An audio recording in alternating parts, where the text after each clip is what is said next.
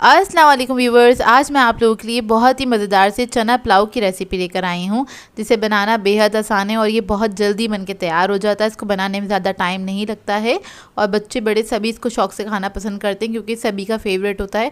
और थोड़ा मसालेदार पुलाव बनाएंगे हम, थोड़ा सा स्पाइसी भी होगा ये, जो कि बहुत टेस्टी बनके तैयार होता है। तो इस वीडियो को लास्ट तक ज़रूर देखिएगा।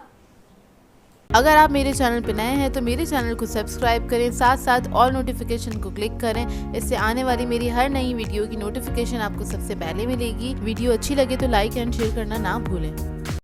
तो चलिए ये रेसिपी स्टार्ट करते हैं। इधर मैंने एक कढ़ाई ले ली है और इसके अंदर ऐड कर दिया है 1/3 कप के बराबर कुकिंग ऑयल।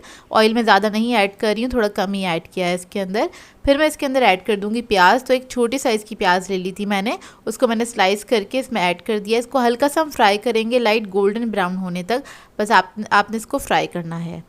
उसके बाद हम इसके अंदर साबुत गर्म मसाला ऐड करेंगे। तो सबसे पहले मैं ज़ीरा ऐड करूँगी 1 टीस्पून के बराबर, और फिर हम इसके अंदर ऐड करेंगे लौंगे 4 से 5 अदद। काली मिर्चें ऐड करेंगे इसके अंदर 7 से 8 अदद। तेज़ पत्ते ऐड कर देंगे 2 अदद।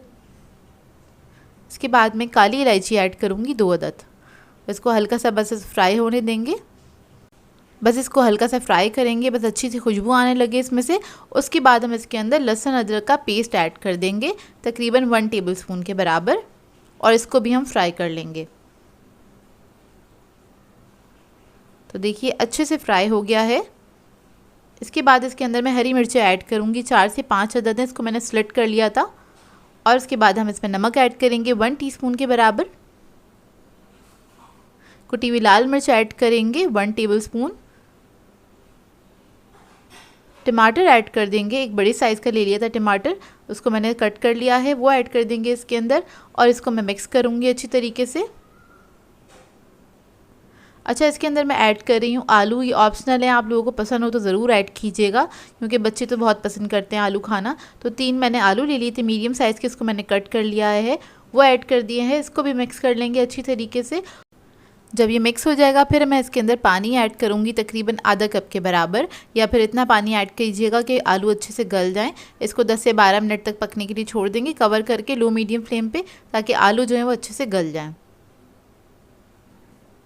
तो देखिए 12 मिनट हो गए हैं इसको पकते हुए। चेक कर लेते हैं, बीच में मैंने थोड़ा सा पानी और ऐड किया था इसके अंदर क्योंकि जो पानी था वो ड्राई हो गया था, तो आप लोग भी देख लीजिएगा। तो देखिए आलू यहाँ पे गल चुके हैं। अब इसके अंदर हम ऐड करेंगे चने। तो उबले हुए चने मैं इस्तेमाल कर रही हूँ तकरीबन 2.5 कप के बराबर। तो चने ऐड कर देंगे इसके अंदर, इसको मैंने बॉईल कर लिया था। इसको हल्का सा बस मिक्स करेंगे, और मिक्स करने के बाद इसके अंदर हम चावल ऐड करेंगे। तो यहाँ मैं सेला चावल यूज़ कर रही हूँ, तकरीबन 1.5 पाव के करीब हैं ये, 350 ग्राम्स के बराबर हैं ये चावल। उसको मैंने धो के भिगो दिया था 1 घंटे के लिए, और उसके बाद हम इसके अंदर ये ऐड कर देंगे। फिर मैं इसके अंदर पानी ऐड करूँगी। तो पानी आप लोग चावल के हिसाब से ऐड कर सकते हैं, जिस क्वालिटी का आप लोग चावल इस्तेमाल कर रहे हैं उसी के हिसाब से आप ऐड कर सकते हैं। तो यहाँ मैं अपने चावलों के हिसाब से ही ऐड करूँगी पानी। आप लोग देख लीजिएगा आप लोग जिस क्वालिटी के चावल इस्तेमाल करते हैं। और अगर आपको अंदाज़ा करना है तो ये अंदाज़ा कर सकते हैं कि चावल से ऊपर पानी होना चाहिए तकरीबन 1.5 इंच के बराबर, क्योंकि हम सेला चावल इस्तेमाल कर रहे हैं, उसके अंदर थोड़ा ज़्यादा पानी जाता है। तो इसको मैं खुला ही इसी तरह पकाऊंगी 10 से 12 मिनट तक।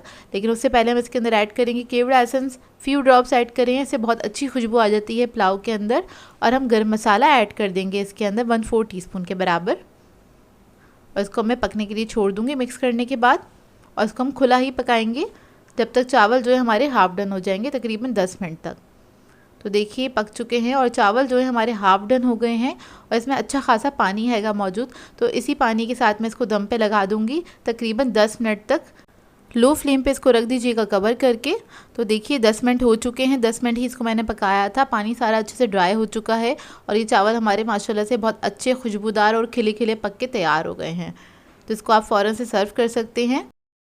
इसके साथ अच्छा सा रायता या फिर सलाद बनाइएगा और चटनी के साथ इसको सर्व कीजिएगा। बहुत ही मज़ेदार बनता है ये पुलाव। आप लोग ट्राई ज़रूर कीजिएगा और अपना फीडबैक ज़रूर दीजिएगा, बताइएगा ज़रूर कैसी लगी आपको ये सिंपल सी रेसिपी। बहुत जल्दी बनके तैयार हो जाता है, इसको बनाने में ज़्यादा टाइम नहीं लगता है। तो ट्राई ज़रूर कीजिएगा और अपना फीडबैक ज़रूर दीजिएगा। सो व्यूअर्स, अगर आप लोगों को मेरी रेसिपीज़ अच्छी लगती हैं तो मेरे चैनल को सब्सक्राइब करें, लाइक करें, कमेंट ज़रूर किया करें, शेयर भी ज़रूर किया करें अपने फ्रेंड्स के साथ, फैमिली के साथ। तो मुझे अपनी दुआओं में याद रखिएगा। अल्लाह हाफ़िज़।